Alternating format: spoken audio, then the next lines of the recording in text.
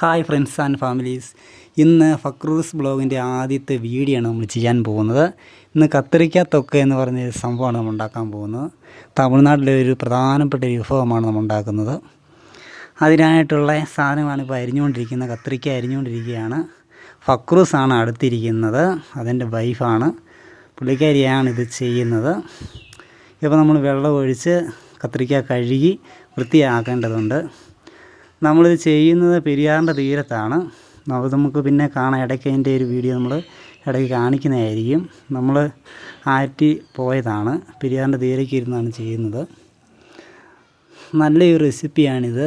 നമ്മുടെ കേരളത്തിലുള്ള ആളുകൾക്ക് ഇത് പരീക്ഷിച്ച് നോക്കാവുന്നതാണ്. തമിഴ്നാട്ടിൽ ഇതെല്ലാവരും എന്നും ഇത് ചെയ്ത് തിന്നുന്നതാണ്.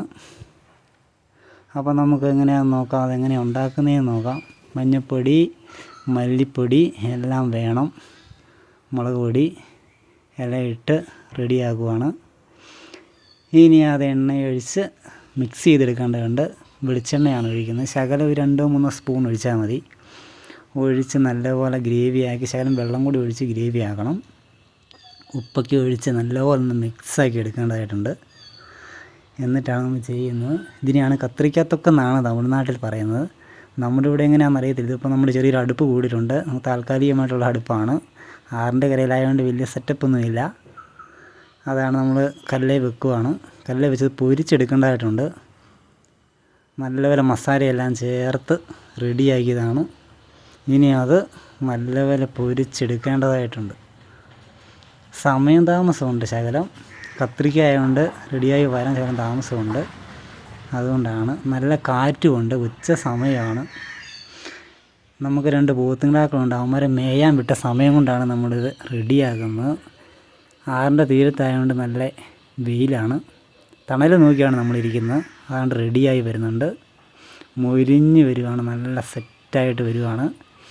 ചെറിയ തീ മതി. ഇപ്പോൾ ഏകദേശം റെഡിയായി വരുന്നുണ്ട്. നല്ലപോലെ റെഡിയായി വരാൻ തുടങ്ങുന്നുള്ളൂ. അപ്പം ഇതെങ്ങനെയുണ്ട് നമുക്കൊന്ന് പരീക്ഷിച്ച് നോക്കാം. നമ്മുടെ ആദ്യത്തെ വീഡിയോയിലാണ് നമ്മളിത് കാണിക്കുന്നത്. സെറ്റായിട്ടുണ്ട്. ഇത് ഇനി നമ്മൾ റെഡിയാക്കി എടുക്കുവാണ്. പാത്രത്തിലോട്ട് മാറ്റി വെക്കുവാണേ. ഇനി അതിന് വേറെ കുറേ സംഭവങ്ങളൊക്കെ ചെയ്യാനുണ്ട്. വറ്റൽമുളകും എന്താണ് അരിയുന്നത്, വെളുത്തുള്ളി, സവാള എല്ലാം വേണം. എല്ലാം അരിഞ്ഞ് റെഡിയാക്കി എടുക്കേണ്ടതുണ്ട്. അതെല്ലാം അരിഞ്ഞുകൊണ്ടിരിക്കുക. ഫക്രു എടുത്തിരിപ്പുണ്ട്. ഫക്രു ഭയങ്കര സഹായിയാണ്, നോക്കിയിരിക്കുവാണ്. അപ്പോൾ എപ്പോൾ റെഡിയാകും എന്നാണ് അവൻ നോക്കുന്നത്. അങ്ങനെ അത് റെഡിയായി വരാനുള്ള താമസം ശകലം ഉള്ളത് കൊണ്ട് നമ്മളത് വെയിറ്റ് ചെയ്യാൻ വെച്ചിരിക്കുകയാണ്. ശകലം ചൂടാറേണ്ടതായിട്ടുണ്ട്. അതിൻ്റെ ഇപ്പുറം കൊണ്ട് നമ്മൾ ബാക്കിയുള്ള സാധനങ്ങൾ അരിഞ്ഞെടുക്കുവാണ്.